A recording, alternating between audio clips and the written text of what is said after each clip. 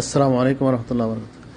Khandakar Abul Hashem foundation প্রতি বছরের ন্যায় এবারও আমরা গত বছরও অনেকগুলো গাছ লাগাইছি এবং গত 2-3 বছর ধরে লাগাই আসছি গাছ।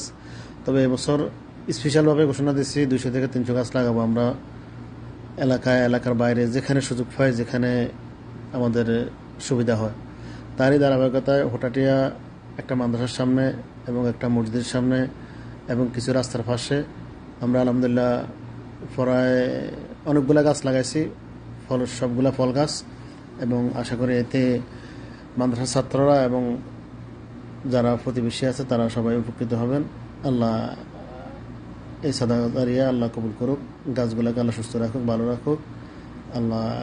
এবং যারা এই কাজ করতে সহযোগিতা করছেন আল্লাহ তাদেরকে উত্তম প্রতিদান দিক। এবং আমরা আমাদের বাড়িতেও আশেপাশে গাছ লাগানোর নির্দেশনা আছে এবং আমরা লাগাই দিচ্ছি।